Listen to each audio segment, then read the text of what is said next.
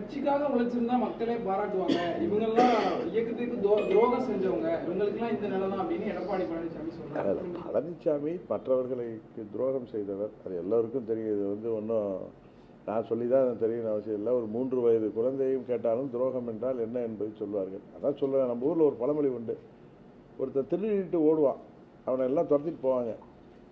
சாலையில் 2 பக்கம் நிற்கிறவங்க எங்கே அந்த திருடன் தன்னை பிடித்து விடக்கூடாதுன்றதுக்காக திருடன் முன்னாடி ஓடுவதாக கை காட்டி கொண்டு ஓடுவது போல சிலர் பேசி வருகிறார்கள். அதுதான் உண்மையை தவிர துரோகம் யார் செய்தார் என்பது தெரியும். அதனால் துரோகம் என்பதை பயன்படுத்துவதற்கு கூட அவருக்கு தகுதி இருப்பதாக நான் நினைக்கவில்லை. எடப்பாடி பழனிசாமி இருக்கக்கூடிய கூட்டணிக்கு அமமுக செல்ல வாய்ப்பு இல்லை. எடப்பாடி பழனிசாமி முதலமைச்சர் வேட்பாளராக இருக்கின்ற கூட்டணிக்கு நாங்கள் செல்வதற்கு வாய்ப்பில்லை. பலமுறை அதான சொல்லியிருக்கோம். அதிமுகவும் பிஜேபி கூட்டணி வச்சு பிறகு எந்த கட்சியுமே கூட்டணிக்கு வரலையே. அதிமுகவும் காங்கிரஸ் எதுக்கு வரணும்? நான் அவங்களுக்கு தேவைப்பட்ட வரணும். நாங்கள் யாரையும் கூப்பிட வேண்டிய அவசியம் 2 பேரும் நாங்கள் ஆட்சி அமைப்போம்லாம் சொல்கிறோம். நாங்கள் ஆட்சி அமைப்போம். நீங்கள் அதான் யோசிச்சு கேட்குறீங்க. அப்போ மறந்துட்டீங்க, இப்போ யோசிச்சு கேட்குறீங்க.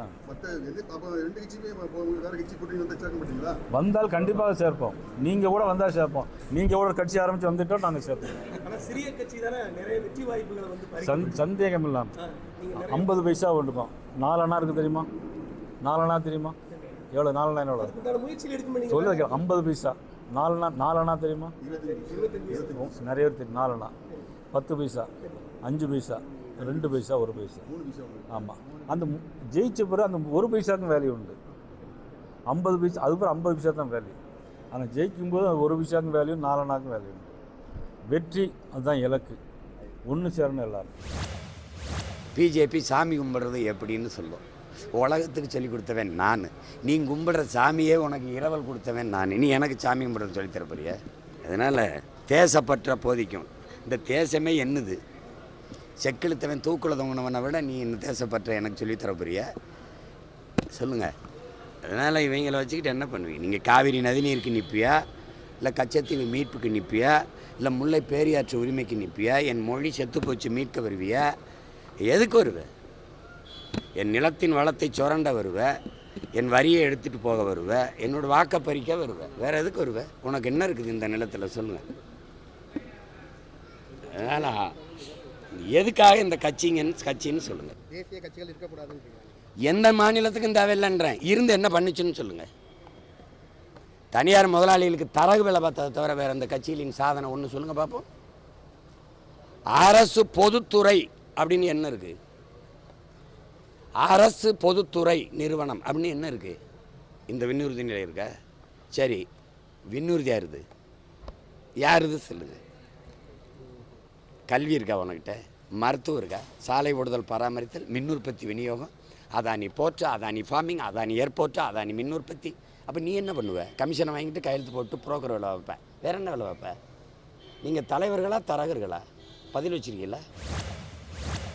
தமிழக வெற்றி கழகம் அதனுடைய தலைவர் திரு விஜய் அவர்களுக்கு என்னுடைய அறிவுறுத்தல் என்னன்னாங்கன்னா, எனக்கு அரசியலில் எதிர்ப்பது மட்டுமே மக்கள் பார்ப்பதில்லை. இல்லை நான் அரசியல் கட்சியாக நான் தொடங்கிய காரணத்திலிருந்து பிஜேபி எதிர்ப்பேன் ஃபைன். இன்னைக்கு விஜய் அவர்களுடைய மனநிலையோ தமிழக வெற்றி கழகத்தினுடைய மனநிலை எப்படி ஆயிடுச்சுன்னா, பாரதிய ஜனதா கட்சியை எதிர்ப்பதற்காக ஒன்னொன்னு செய்யறாங்க. உதாரணத்துக்கு special intensive roll revision election commission நடத்துறாங்க. சுதந்திரத்திற்கு பிறகு 12 முறை நடத்தி இருக்கின்றார்கள். புதுவையில் 13வது முறை நடக்குது. கடைசியாக புதுவையில் 2002 நடந்திருக்கு. தமிழ்நாட்டில் 2002, 2005. தமிழ்நாட்டில் 2 வருஷம் நடந்துச்சுங்கண்ணா, பாதியாக நடந்துச்சு. விஜய் அவர்கள் தேர்தல் ஆணையம் நடத்தக்கூடிய ஒன்றையும் பிஜேபியோட லிங்க் பண்ணி அதை எதிர்க்கிறாங்க. எது செய்தாலும் எதிர்க்கிறாங்க. வெறும் எதிர்ப்பு அரசியலை மட்டும் மக்கள் பார்த்து ஓட்டு போற போறது இல்லைன்னா, ஆரோக்கியமா என்ன சொல்ல போறீங்க, என்ன செய்ய போறீங்க? அதனால் எல்லோரும் யோசித்துக் கொள்ள வேண்டும். நான் கட்சி ஆரம்பிச்சிட்டங்கிறதுக்காக எதிர்த்தா அது சரியா இருக்குமா? ஆரோக்கியமா சொல்லுங்க. தவறு செஞ்சா சொல்லுங்க, நாங்க திருத்திக்கிறோம். தவறே செய்யாதப்ப ஏன் தவறுன்னு சும்மா சொல்லிக்கிட்டே இருக்கீங்க? பிரசாந்த் கிஷோர் ஒரு இடத்துல கூட ஜெயிக்கல. அந்த பிரசாந்த் கிஷோரை வச்சு தமிழ்நாட்டில் ஜெயிக்கிறதுக்கு விஜய் பல முயற்சிகள்லாம் எடுக்கிறாரு. அது ஏதாவது சாத்தியமாகுமா தமிழ்நாட்டில்? ஒரு படு முட்டாள்தனமானது. எனக்கு எப்பவுமே வெளிப்படையாக பேசுகிறாள் தான். அதாவது சார், மக்களுக்கு களப்பணியில் இறங்கணும் சார். இப்போ அவர் ஒரு பீகார்காரர் பிரசாந்த் கிஷோர். தமிழ்நாட்டில் வந்து ஒரு தெருவில் வந்து ஒரு 2 ஓட்டு கூட அவரால் வாங்க முடியாது. ஒரு ஊருக்கு 1 ஓட்டு கூட அவரால் வாங்க முடியாது. அதை நான் ஆணித்தரமாக சொல்லுவேன். அது வந்து ஒரு அட்டக்கத்தி மாதிரி தான்.